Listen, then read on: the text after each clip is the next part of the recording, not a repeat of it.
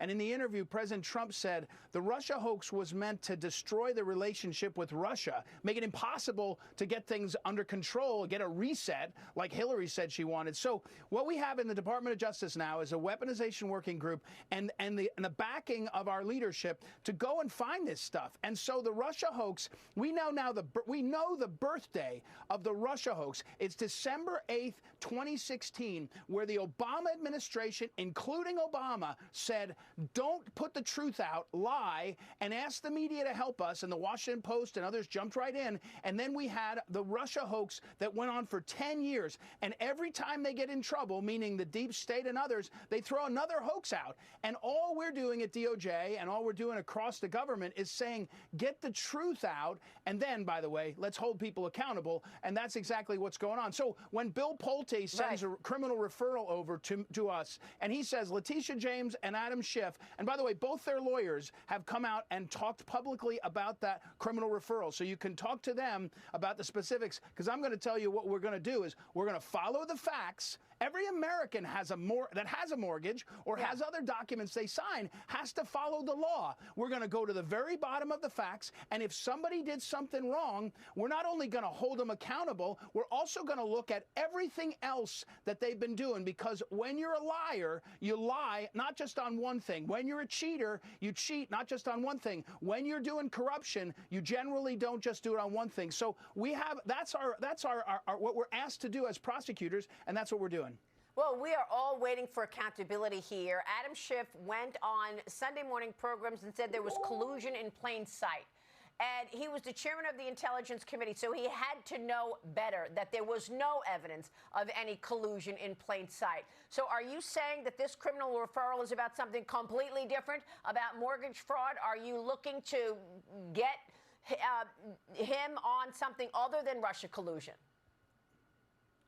Well, I'm saying that there's a referral from Bill Pulte about a mortgage fraud, about Adam Schiff. That's publicly discussed. His own lawyers have been out there. Now there's more on Adam Schiff. And all we're going to do, again, is get to the facts of this and use all the tools that we have in our system. What we've discovered, and I know you want to ask me about some of this, in the weaponization, is that Joe Biden's Justice Department actively targeted American citizens, Catholics who went to Mass, parents who went to school boards, people who were involved in the Russia. You know, I hear from Carter Page every now and then. Carter Page was destroyed by the Russia hoax. And we're sitting around and pretending it's okay to say that, you know, there was a secret meeting on December 9th, 2016 in the Situation Room where they plotted the Russia hoax. And then we're going to say, oh, that was really bad. No, it wasn't really bad. It needs to be held accountable in every way we can.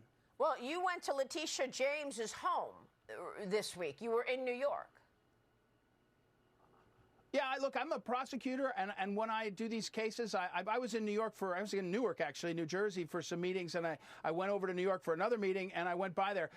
One of the referrals is about that property that she has. Is a very prominent neighborhood in Brooklyn, and I wanted to lay eyes on it. I think most people, if you're prosecuting something, you're careful. I didn't go there and announce it. Some woman came storming up and shooting video and talking to me, but I wanted to see the property, and there's a number of other aspects of these cases where you got to get a sense of what is actually at stake.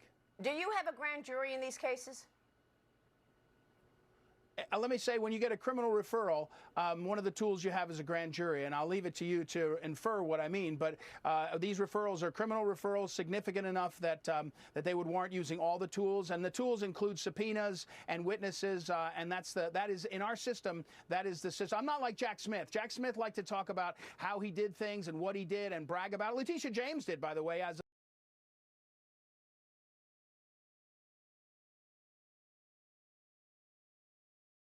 as a prosecutor. She liked to come out and hold press conferences. I'll just tell you, when you get a criminal referral and her own lawyer made the comments publicly, you can infer what you need to.